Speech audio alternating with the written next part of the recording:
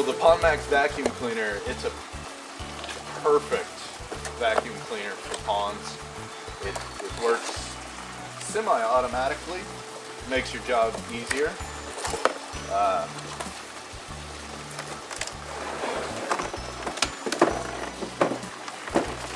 Nice lightweight vacuum cleaner.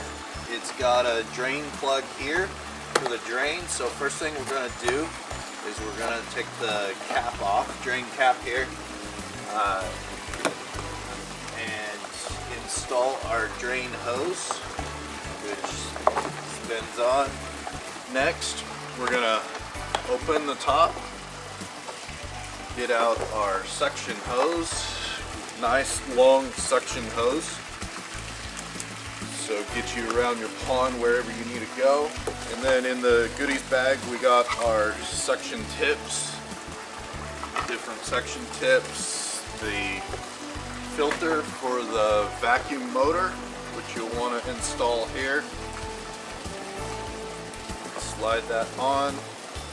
Then next we got the drain hose filter bag, which just slips over the end. You squeeze that together a little bit, slip that over the end, put that so any large debris gets caught.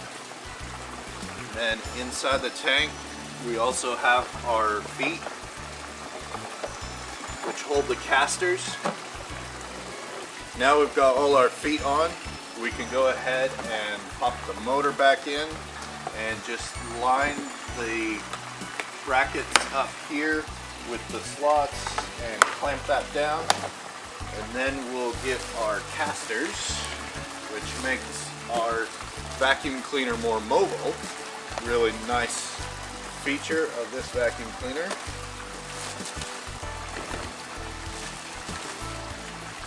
Get our little casters here, pop those out, and we can just press those into the bottom.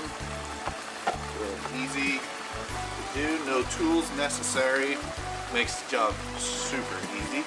Now let's see, for the suction hose, we're going to go ahead and take this end of the suction hose, the fatter end, and that simply goes into the suction point here, and you just twist that and it's locked.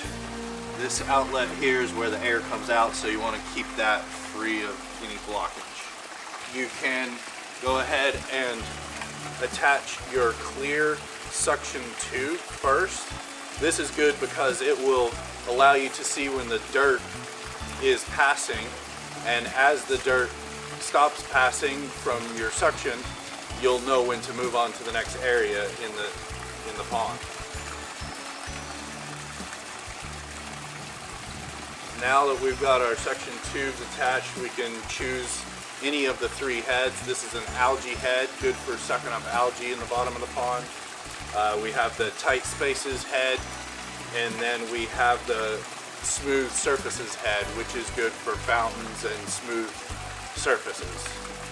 But today we'll use just the open end for more large material from our trees, seeds, and needles, etc. We've got our suction hoses and tubes connected. We're ready to go. Just before we get started, we want to make sure that we got our drain hose here with our drain bag connected over into the flower bed area, because the water coming out of your pond, that dirty water, is awesome fertilizer for your flower garden. And then that way none of the dirty water goes back into the pond. You just want to drain it off to the side. There's a couple things just to point out here real quick on the power switch. The vacuum cleaner comes with two modes. The first mode is going to be the manual mode, and that just turns the vacuum cleaner on manually, and you can use it such as a normal vacuum cleaner. The second mode is going to be an automatic mode, which you use typically when you're cleaning out a pond.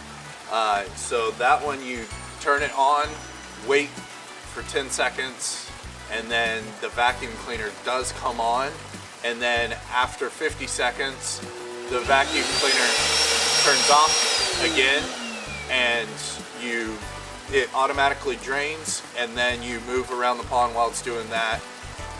Then the vacuum cleaner comes back on and you continue sucking. So you don't have to do anything, you just allow the vacuum cleaner to turn off and on automatically and drain the tank while it's vacuuming.